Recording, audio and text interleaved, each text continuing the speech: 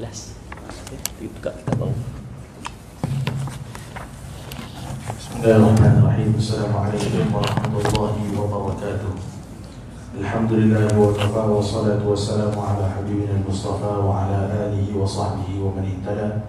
Allahumma salli wa sallim ala sayyidina Muhammad wa ala alihi wa sahbihi ajma'in, amma ba'd. Yang dimuliakan Fadil Ustaz Haji Jafri Abu Bakar Mahmudi, kuliah maghrib kita pada malam ini.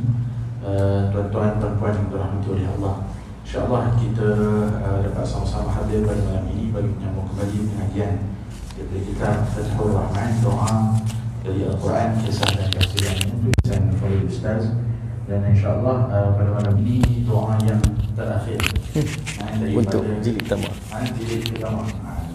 Jadi kita akan masuk pada jilid yang kedua, insyaAllah, sambungan daripada kitab ini. Dan keluar kan? Belum lagi, belum. Jadi muka surat berapa tu Ustaz? Ini muka surat 163. 163 insyaAllah. Doa yang ke-30 insyaAllah. So itu saya ingin menyerahkan majlis kepada Fadil Ustaz untuk memimpin tazkirah kita dalam kepada Najwa. Live mana ni? Surah. Surah punya, okey.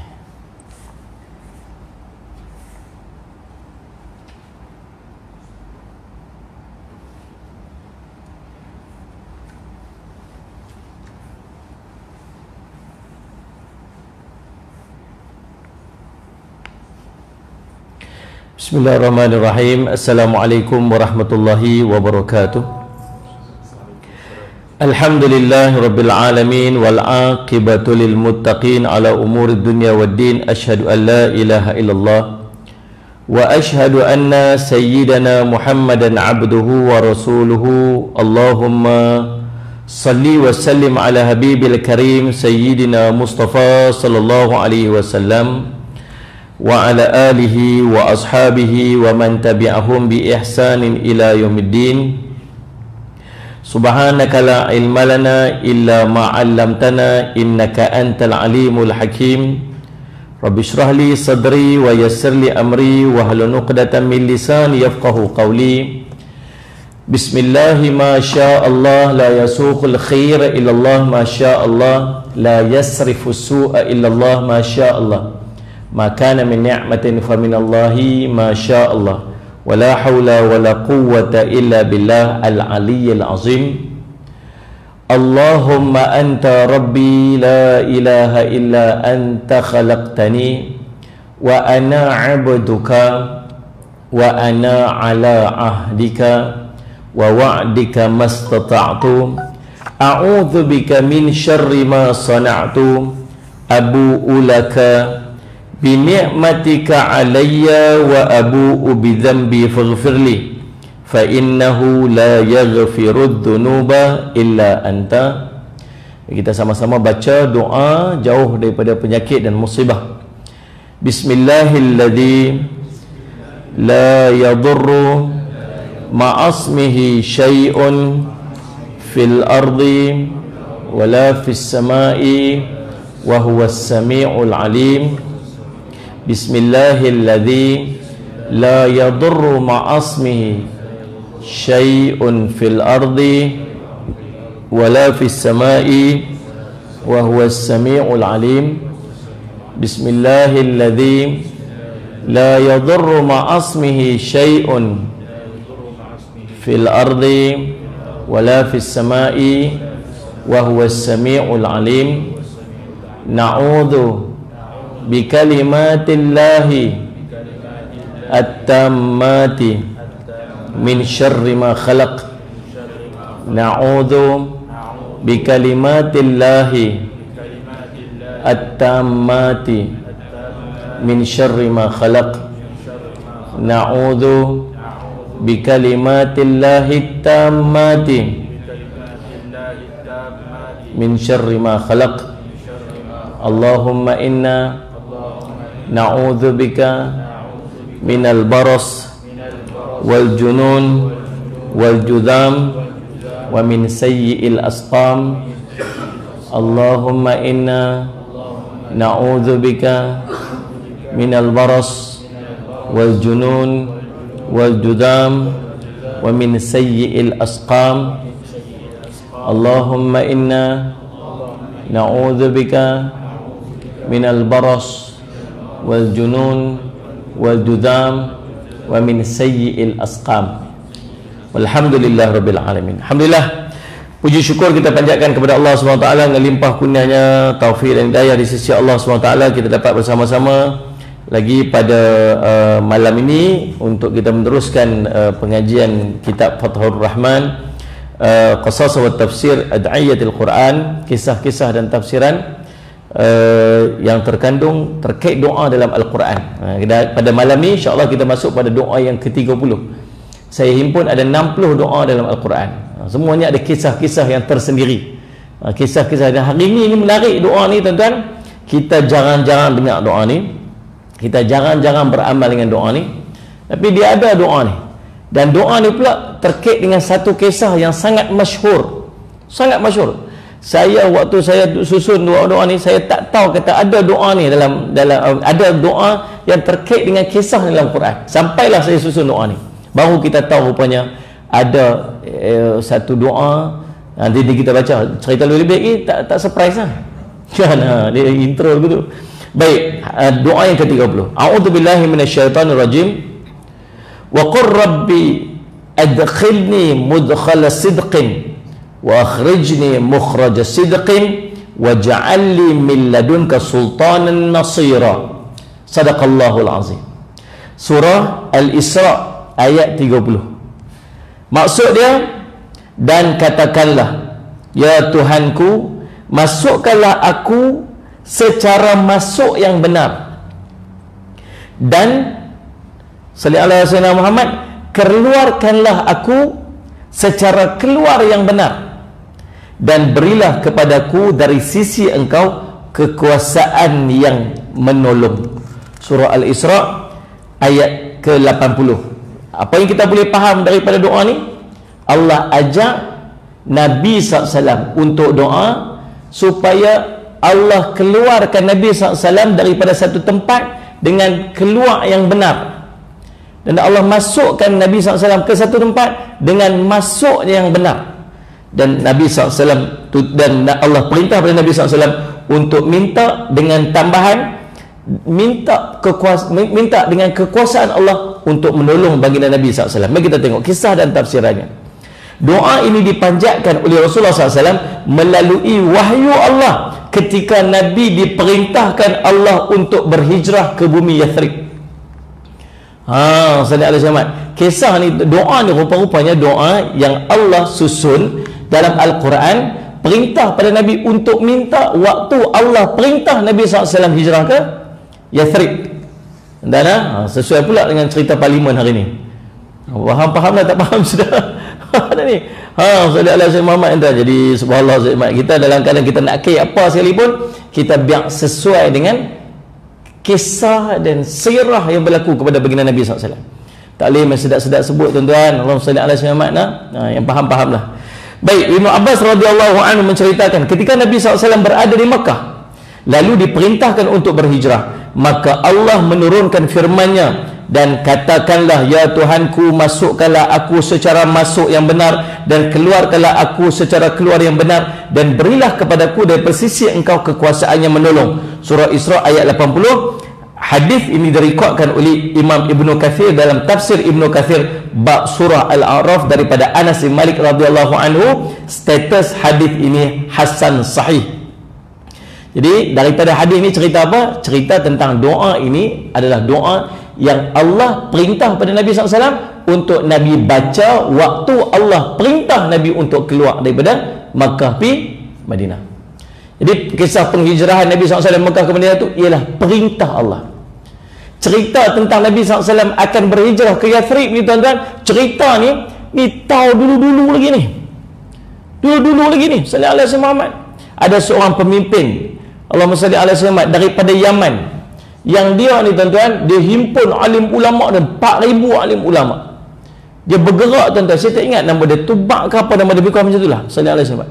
Waktu dia bergerak ni tuan, dia pergi satu daerah ke satu daerah dengan ramainya pemimpin tentera, bala tentera dia. Setiap dia pergi ke satu tempat, orang akan sambut dengan sambutan yang sangat hebat. Dia pergi, lalu dia sampailah tuan-tuan ke satu tempat. Dia sampai satu tempat ni, tak ada siapa pun yang sambut dia. Orang semua relax, dia tak sambut dia. Dia pun heran. Lalu dia tanya kepada alim ulama yang duduk dengan dia tu, 4,000 orang, pasal apa depa ni, tempat ni depa tak sambut aku? Tempat ni nama apa? Tempat tu nama Makkah.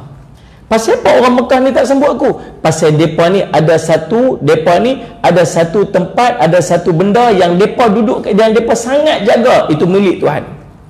Apa dia? Kaabah. Maka tak ada orang yang lebih mulia daripada depa duduk jaga, lebih kurang macam itulah kisah dia.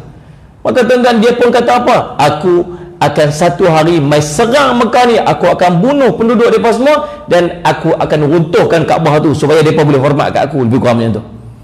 Tiba-tiba bila dia balik tuan-tuan, dia ditimpa penyakit dia, keluar nanah, keluar darah daripada mulut dan hidung dia. Ni kisah ni tercatat dalam satu riwayat ni.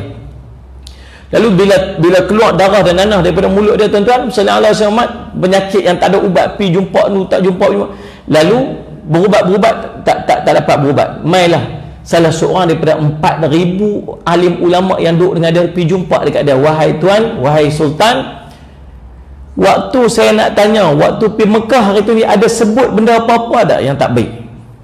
Waktu pergi kat Mekah tu ada benda sebut apa-apa tak? Dia kata, aku tak sebut apa pun, aku balik-balik jadi lagu ni. Dia kata, tak, mesti tuan ada sebut apa-apa yang tak kena pada waktu tu. Dia kata, betul, aku sebut waktu tu, satu hari aku akan main serang dan aku bunuh penduduk sini, aku kubuh Kaabah ni.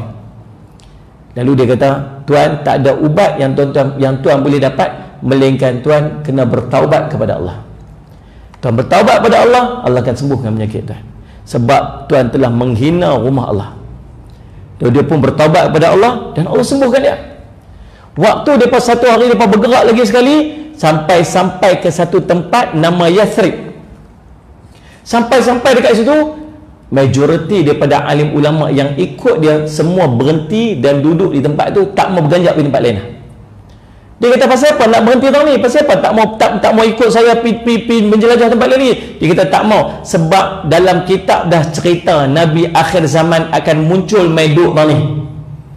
Nabi akhir zaman akan muncul dan mai duduk kat sini. Tempat ni lah diceritakan secara detail dalam kitab-kitab yang lama-lama. Lalu akhirnya dia pun meletak kat situ. Jadi ceritanya tuan-tuan tentang penghijrahan Nabi SAW, Nabi nak muncul di Yathrib, ini bukan cerita baru, bukan sebab Nabi SAW kena paksa dan akhirnya Nabi SAW pergi jadi pelarian pergi kat sana. Nampak yang itulah. Faham? Ni tuan-tuan, ini adalah perintah daripada Allah. Tuan-tuan, pasal apa orang Yahudi ramai duduk dekat Yathrib? Sebelum Nabi SAW hijrah, orang Yahudi ramai duduk kat sana. Pasal apa? Pasal dalam kitab-kitab mereka dah cerita lah detail tempat Nabi SAW akhir zaman akan muncul. Satu tempat nama Yathrib. Tuan-tuan, Muhammad, Allah sebut dalam Quran, ya'rifunahu kama ya'rifuna abna'ahum. Mereka kenal Nabi mereka kenal Nabi SAW ni macam mereka kenal anak-anak mereka sendiri.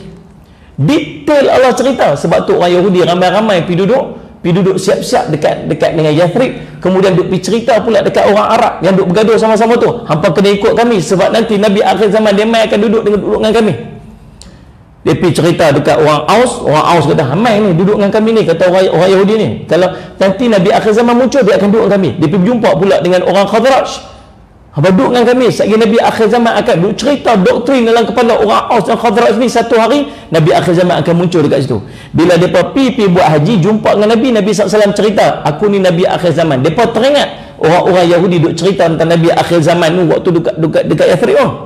Dia kata, baik kita masuk Islam dulu, baik kita ikut Nabi akhir zaman dulu sebelum dengan orang Yahudi tu. Tu kisah dia. Maksudnya kisah tentang penghijrahan, berita tentang penghijrahan Nabi, berita tentang Nabi SAW akan berhijrah ke Madinah ataupun Yathrib ni dah lama dah cerita dia. Dah maklum dah cerita dia. Dan dia berlaku atas perintah daripada Allah SWT. Ingat yang tu? Berhenti yang tu, tak usah belajar lah. Mak ni lajak lebih baik itu susah pula keling orang, tak mahu nak keling, tapi nak cerita jadi lagu tu. Jadi tuan-tuan, jadi kita faham daripada ayat ni, rupa-rupanya Allah perintah Nabi SAW untuk berhijrah, dan Allah juga mengajak kepada Nabi SAW untuk membacakan doa, memohon perlindungan daripada Allah supaya Nabi SAW keluar ni benar, dan Nabi SAW masuk nanti dengan benar. Al-Hasan Al-Basri dalam tafsir ayat ini mengatakan bahawa sesungguhnya orang-orang kafir Mekah ketika mereka sepakat antara sesama mereka untuk membunuh Nabi SAW atau mengusir atau mengikatnya, maka dan Allah berkehendak untuk memerangi ahli Mekah, maka dia memerintahkan kepada Rasulnya untuk berhijrah ke Madinah. Yang antara lain Allah berfirman, dan katakanlah, ya Tuhanku, masukkanlah aku secara masuk yang benar, dan keluarkanlah pula aku secara keluar yang benar. Qatadah mengatakan firman Allah Subhanahu wa taala, dan katakanlah ya Tuhanku, masukkanlah aku secara masuk yang benar. Yang dimaksudkan itu ialah kota Madinah, dan secara keluar yang benar itu dimaksudkan ialah Makkah. Peristiwa ini peristiwa hijrah. Tuan-tuan, dalam hidup kita ni tuan-tuan, kita ni hijrah ni boleh kata berlaku setiap orang. Setiap orang berhijrah. Yang saya yakin tuan-tuan yang duduk depan saya ni pun ni tuan-tuan ahli hijrah belakang. Tu ni, tuan-tuan bukan beranak kat Putrajaya ni. Waktu tuan-tuan beranak kat Putrajaya ni, waktu tuan-tuan beranak itu Putrajaya pun tak ada lagi. Betul tak ni? Tuan-tuan ni pasal apa? Jawablah sama. Macam marah kat saya je. Betul tak? Kita hijrah tak? Hijrah. Waktu kita hijrah, kita minta dekat Allah, ya Allah, keluarkan aku daripada kampung ni dengan keluar yang benar, ya Allah, dan masukkan aku ke tempat yang aku nak pergi itu dengan masuk yang benar. Maksudnya tuan-tuan, satu keputusan untuk kita berpindah tu satu keputusan yang duduk dalam bimbingan Allah. Ada tak tuan-tuan tempat yang tuan-tuan keluar, tuan-tuan masuk, tuan-tuan jadi lebih teruk daripada tempat tuan-tuan pindah? Teruk maksud tuan-tuan hubungan tuan-tuan dengan Allah tu lebih rosak. Boleh jadi tak macam tu? Tuan-tuan ni main masjid ni, mungkin waktu dulu tuan-tuan duduk di tempat tuan-tuan yang sebelum ni, tuan-tuan tak macam orang ni, tak macam kita sekarang ni. Maksudnya kita pindah main duduk dekat sini, kita jadi lebih baik daripada sebelum. Itu hijrah yang baik. Mungkin waktu tu Allah dah bimbing kita untuk keluar daripada tempat yang kurang baik kepada tempat yang lebih baik. Tuan-tuan faham tak ni? Dan hidup kita ni tuan-tuan macam-macam kita lalui dalam kehidupan kita tak tahu. Tuan-tuan, Allah SWT, Nabi SAW sebut, man yuridillahu bihi khairan yufaqihu fiddin. Kalau Allah nak kebaikan pada seorang tu, Allah akan fakihkan dia dengan agama. Allah nak bagi fakih dengan agama ni, nak bagi baik dekat kita dunia akhirat. Nabi SAW, apa ni ulama sebut, kalau Allah nak bagi fakih, Allah nak bagi kita ni baik dunia, baik akhirat, Allah akan fakihkan kita dengan agama. Bahkan sampai keadaan kadang-kadang Allah paksa kita untuk dapat kebaikan tu. Macam mana Allah paksa? Mungkin ada yang duduk depan saya ni, ataupun sahabat-sahabat yang menyaksikan melalui live ni, dia duduk di satu tempat yang dia tak teringin pun nak duduk tempat tu.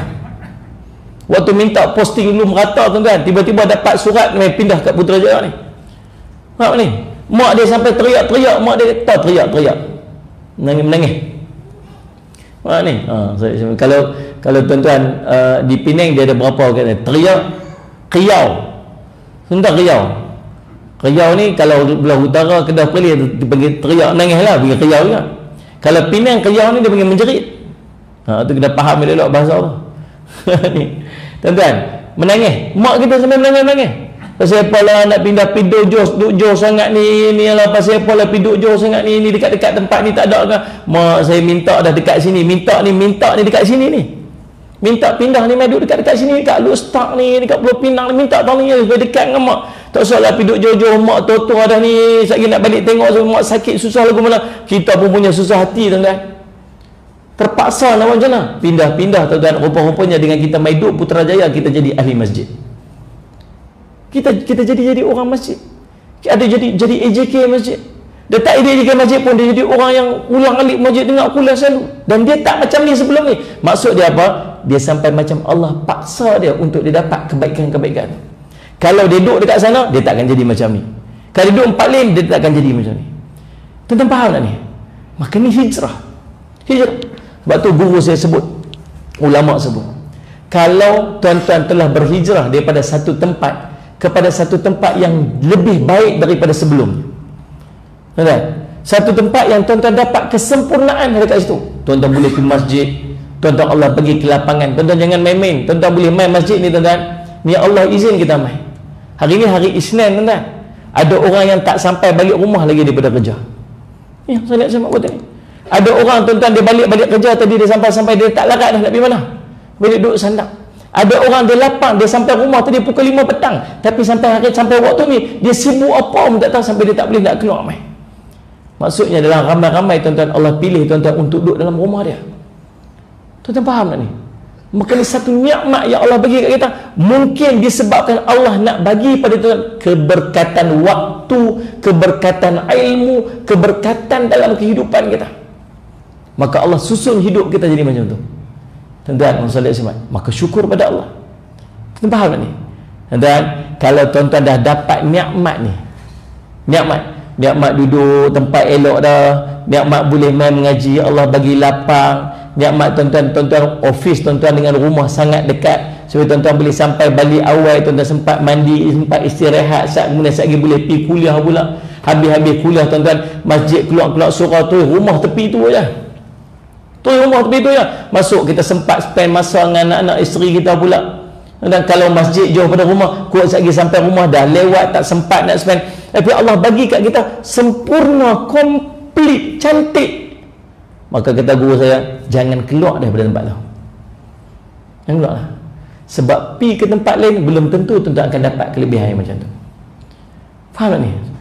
Kalau nak pindah duduk tuan tu, masjidnya tak mana, tak tahu lagi, tak pergi tengok lagi masjid dia lagu mana. Imarah tak masjid tu, tak tahu, tapi tempat aku duduk lah ni masjid dia imarah sangat. Rumah dekat dengan masjid, ibadat senang, lapang, nak buat apa pun senang. Masjid tu pula sehari buat puasa sunat lah, sehari buat baca Quran lah, anak-anak kita boleh pergi baca Quran lah, sehari buat tahfiz ringkas, macam-macam program dia buat. Kalau pindah belum tentu boleh dapat macam mana yang dia dapat. Apatah lagi kalau dia tahu tempat yang dia nak pindah tu memang jauh lebih tak ada apa daripada tempat yang dia duduk lah ni. Lagi-lagilah jangan buat keputusan yang macam tu. Tuan faham tak ni? Tak mana nak pergi tu? Nak pergi tempat tu. Masjid ada tak? Masjid jauh. Masjid jauh. Ada kelas mengaji apa tak tu? Tak ada. Habis tu kalau hang pindah pergi sana nak mengaji mana? Kena mengaji online aja jawab dia. Maksud dia dapat apa? Dia dah hilang semua nikmat yang Allah bagi kat dia sebelum tu. Tuan-tuan faham tak ni? Sallallahu alaihi wasallam. Tuan-tuan, itu hijrah. Kalau tuan-tuan Allah dah letak satu tempat, dapat nikmat, dapat kebaikan, dapat segala kelebihan, kita tak payah duk rancang-rancang nak pergi cari tempat lain yang belum tentu lagi kita dapat macam mana yang kita dapat lah tu. Dia rantaian, tuan-tuan tahu tak? Dia berantai. Tuan-tuan pindah satu tempat. Rantai apa ni? Berantai dengan kelapangan masa untuk menuntut ilmu. Rantai pula dengan kawan-kawan sekeliling yang sentiasa duduk mengajak kepada kebaikan. Berantai pula tuan-tuan dengan majlis-majlis ilmu yang berkembang di tempat tu. Semua dia rantaian yang Allah susun kat kita. Maka jangan duk plan yang boleh hilang benda-benda nikmat tu. Ini semua susunan Allah. Allah nak bagi kebaikan kat kita. Faham tak? Sallallahu alaihi wasallam. Betul kan? Baik. Allahumma salli ala Muhammad. Qatadah mengatakan firman Allah SWT, salli ala sayyidina Muhammad, bukan Allah SWT. Hal yang sama dikatakan oleh Abdurrahman Ibn Zaid bin Aslam. Pendapat ini yang paling terkenal. Manakala sambungan doa Nabi SAW, Nabi doa lagi selepas Nabi kata, ya Allah, engkau masukkanlah ke dalam aku, engkau masukkanlah aku ke secara masuk yang benar, engkau keluarkanlah aku secara keluar yang benar. Kemudian Nabi SAW sambung, Nabi kata apa? Waj'alli min ladunka sultanan nasira, dan berikanlah kepadaku daripada sisi engkau kekuasaan yang menolong.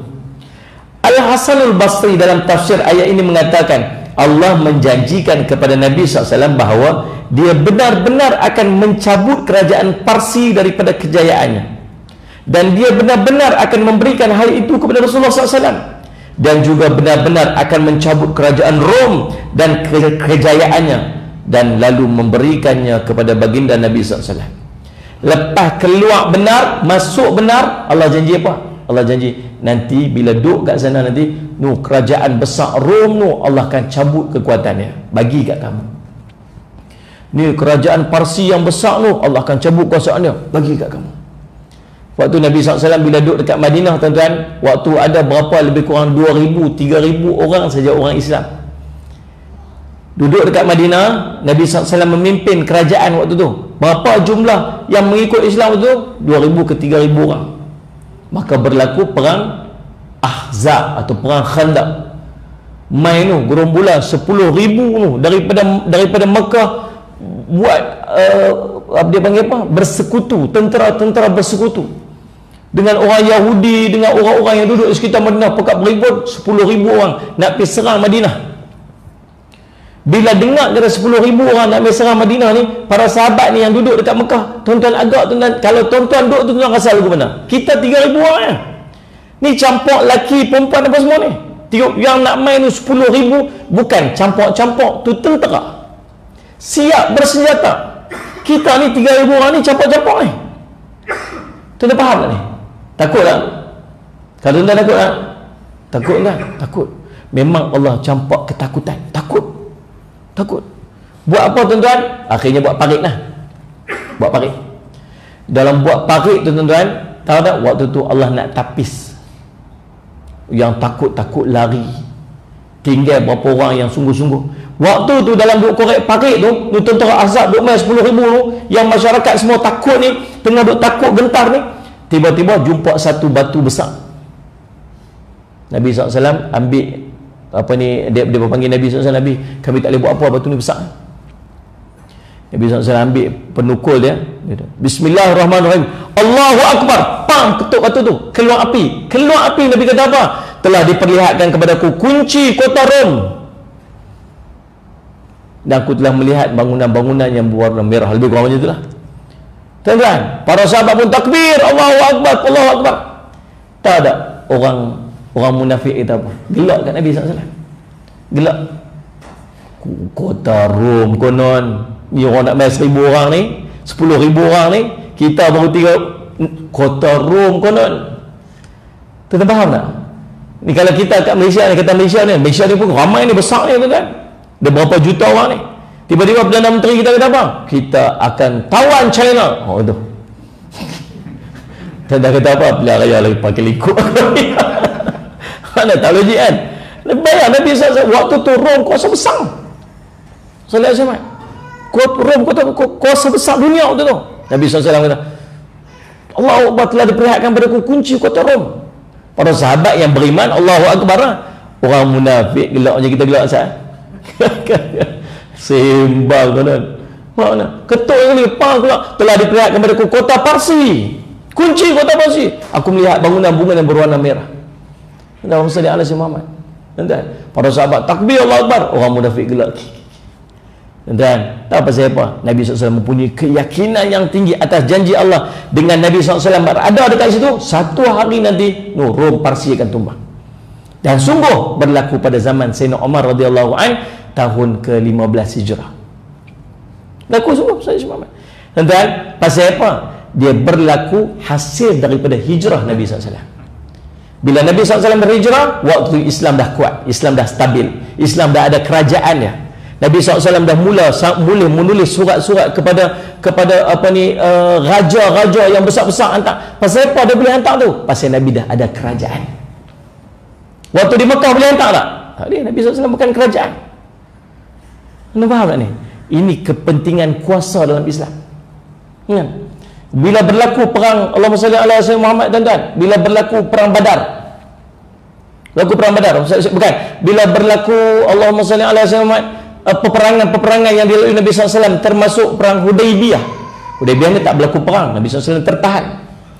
Tapi dalam tertahan tersebut, Nabi SAW buat satu perjanjian di antara orang kafir musyrik dengan Nabi SAW. Dalam perjanjian tersebut, sedang tak sedang, walaupun dalam posisi Nabi SAW duduk di posisi yang berat sebelah, perang tu, dalam perjanjian tu Nabi SAW kena balik dulu, tahun depan baru mai balik. Kalau ada orang-orang Islam yang orang Islam daripada Mekah yang lari pergi Madinah, kena hantar balik. Kalau ada orang Islam yang daripada Madinah lari pergi Mekah, tak boleh hantar balik, tak boleh hantar. Perjanjian berat sebelah. Tapi indirectly waktu tu perjanjian itu telah mengiktiraf kedudukan Nabi sebagai pemimpin Islam. Tanda faham tak? Dia sangat besar, sangat bermakna. Walaupun jumlah kecil 3,000 orang je, tapi Nabi SAW dah ada kerajaan. Dengan kerajaan tu lah Islam berkembang sampai Rom pas itu mak. Tanda faham tak ni? Sesuai tak dengan doa tadi ni? Nabi kata apa? Masukkan aku dengan masuk yang benar, keluar aku dengan keluar yang benar, dan minta apa ni? Waja'alli min ladunka sultanan nasira, dan berilah kepada aku di sisi engkau kekuasaan yang menolong. Daripada keluar dan masuk tu, Allah beri kepada Nabi SAW kekuasaan. Dan Qatadah berkata, sehubungan daripada tafsir ayat ini, sesungguhnya Nabi SAW menyedari bahawa baginda tidak mempunyai kekuatan untuk menggalas tugas ini kecuali dengan kekuasaan. Lalu maka baginda memohon kekuasaan yang menolong kepada Allah untuk membela kitabullah, batasan-batasan Allah, hal-hal yang difardukan Allah, dan untuk menegakkan agama Allah, kerana sesungguhnya kekuasaan itu adalah rahmat daripada Allah yang dia jadikan di kalangan hamba-hambanya. Rupanya kekuasaan itu merupakan rahmat di sisi Allah. Dengan Nabi SAW minta kekuasaan ni, Nabi bukan minta saja, Nabi minta dengan kekuasaan ni jadi apa? Nabi SAW mampu untuk menjaga kitabullah. Kalau tak ada kuasa tu, apa jadi? Dipermain-mainkan. Sahabat-sahabat Nabi SAW dibunuh setiap hari, diseksa sebagainya. Pasal apa? Nabi tak boleh nak buat apa, sebab Nabi tak ada kuasa. Turun Al-Quran, dalam Al-Quran ada ayat-ayat berkaitan dengan hukum hakam. Nabi SAW tak boleh nak buat. Pasal apa tak boleh nak buat? Pasal Nabi tak ada kuasa. Bila Nabi SAW hijrah ke Madinah, tuan-tuan, semua sempurna. Al-yawma akmaltu lakum dinakum wa atmamtu alaikum ni'mati wa raditu lakumul Islam madinah. Pada hari ini, akmaltu lakum, telah sempurnakan untuk kamu dinakum, agama kamu, wa atmamtu alaikum ni'mati, telah kami sempurnakan kepada kamu nikmat kami, iaitu Islam, dan kami reda, Allah kata, Islam itu sebagai agama kamu. Bila sempurna saja semua lengkap Al-Quran tu, Nabi SAW laksanakan keseluruhan Al-Quran. Pasal apa? Sebab Nabi ada kuasa. Tanpa kuasa, tuan-tuan, nak buat apa? Tak? Ya ayyuhalladzina amanu kutiba alaikumul qisas. Muka surat sebelah-sebelah ni. Belah ni, ya ayyuhalladzina amanu kutiba alaikumus siyam, wahai orang beriman, diwajibkan kepada kamu untuk melaksanakan puasa. Sebelah sini, ya ayyuhalladzina amanu, sama aja. Ya ayyuhal, wahai orang beriman, kutiba alaikum, sama, yang ni pun kutiba alaikum, yang ni pun kutiba alaikum, diwajibkan kepada kamu untuk melaksanakan qisas. Salah satu pada hukum Islam. Yang ni kita buat, yang ni tak boleh nak buat. Pasal apa yang ni tak boleh buat? Pasal yang berhak untuk melaksanakan qisas ialah apa? Tak berani jawab bagaimana ni?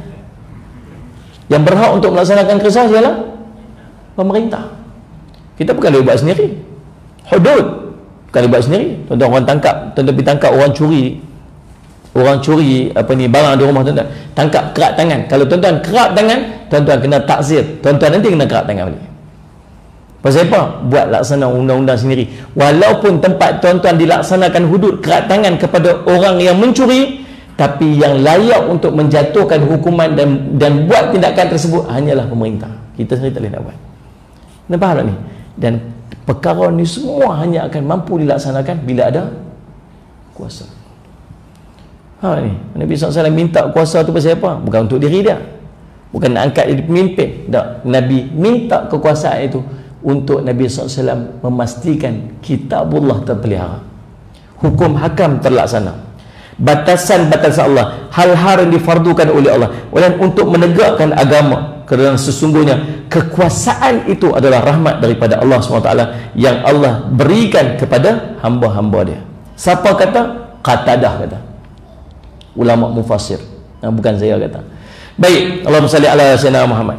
Dia jadikan seandainya tidak ada kekuasaan ini, tentulah sebahagian daripada mereka menyerang sebahagian yang lainnya. Yang terkuat di antara mereka akan menindas yang lemah daripada kalangan mereka. Sebab apa? Sebab tak ada kuasa. Salli ala sayyidina Muhammad. Maka Allahumma salli ala sayyidina Muhammad. Wa minal aqwalil hakimati li Amirul Mukminin Utsman bin Affan radhiyallahu anhu, innallaha la yaz'al bil sultani ma la yaz'u bil Quran. Antara kalam yang penuh hikmah daripada Sayyidina Utsman Sayyidina Utsman bin Affan radhiyallahu anhu, sesungguhnya Allah benar-benar mencegah perbuatan dosa melalui kekuasaan hal-hal yang tidak dapat dicegah melalui Al-Quran. Salli ala Muhammad. Dengan kata lain, dapat disebutkan bahawa sesungguhnya berkat daripada kekuasaan atau pemerintahan ini dapat mencegah banyak perbuatan keji dan dosa-dosa yang tidak dapat dicegah melalui Al-Quran daripada kalangan yang banyak. Mengingatkan peringatan dan ancaman keras bagi para pelanggarnya benar-benar dapat dilaksanakan, dan memang demikianlah kenyataannya. Tidak kan? Kalau kita letak kekuasaan di tempat orang yang benar untuk melaksanakan kuasa tersebut, apa akan jadi? Orang tak boleh nak buat maksiat. Benda-benda dilarang semua tak boleh nak buat. Sallallahu alaihi wasallam Muhammad. Tuan-tuan, kita tak akan jumpa orang-orang yang duduk dalam keadaan maksiat. Tak nampak. Pasal apa tak nampak? Kuasaan duduk di kuasa yang benar. Pentingnya kuasa. Dalam arti kata lain, kuasa dapat digunakan bagi mencegah perbuatan keji dan dosa yang tidak dapat dicegah melalui Al-Quran. Bagi orang ramai secara umum, peringatan dan ancaman daripada Al-Quran barangkali tidak dapat menghalang mereka daripada melakukan dosa. Baca Quran kat mereka, la taqrabu zina, jangan dekati zina. Dia buat tak tahu aja, baca apilah Quran kat dia pun. Mana salah semat? Jangan dia buat macam ni, Quran kata macam ni, tak dengar. Habis dia buat macam mana? Bila pemerintah ada kuasa, boleh ambil tindakan kat dia. Itu je. Maka dengan tindakan itu menyebabkan dia tak buat daripada dosa tersebut. Baca Quran pun tak jadi, kena ambil tindakan baru jadi. Nak ambil tindakan bila kerajaan ataupun pemerintah itu dapat melaksanakan Al-Quran yang sempurna. Boleh faham tak lah? Serius saya malam ni. Saya tak nampak muka tuan-tuan senyum kau, tuan-tuan marah saya, kau tak nampak tuan-tuan tutup muka-muka. Tadi dek risau saya ni. Baik, Allahumma salli ala Muhammad. Baik, Allahumma salli ala Muhammad. Hanya kuasa hukuman dan peraturan diwujudkan oleh pemerintah yang lebih mereka takuti dan akan mereka turuti. Itu demikian yang disebutkan oleh Imam Ibnu Katsir rahimahullah taala dalam kitabnya Tafsir Ibnu Katsir yang mensyarahkan ataupun menjelaskan doa yang dipanjatkan oleh baginda Nabi SAW ketika peristiwa hijrah baginda Nabi SAW. Wallahu alam. Habis kitab kita jilid pertama ni, insya-Allah pertemuan kita akan datang, kita akan masuk pada jilid yang kedua mudah-mudahan. Saya sedang susun, insya-Allah nanti kalau tak sempat print lagi bulan depan saya akan bawa macam hari itulah, saya akan print dulu, kita akan guna dalam macam tu dululah insya-Allah sebelum kita keluar buku insya-Allah. Wallahu alam. Aqul qouli hadza wa astaghfirullah li wa lakum. Wassalamualaikum warahmatullahi wabarakatuh. Bismillahirrahmanirrahim. Alhamdulillahirabbil alamin. Wassalatu wassalamu ala rasulil amin sayyidina Muhammadin wa ala alihi washabihi ajmain. Allahumma faqihna fid din wa 'allimna ta'wil wa ja'alna min ibadikas salihin wa hdinas siratal mustaqim. Allahumma arina haqqa haqqan warzuqna ittiba'ah wa arina batila batilan warzuqna ijtinabah. Sallallahu ala sayyidina Muhammadin wa ala alihi wasallam. Walhamdulillahirabbil alamin.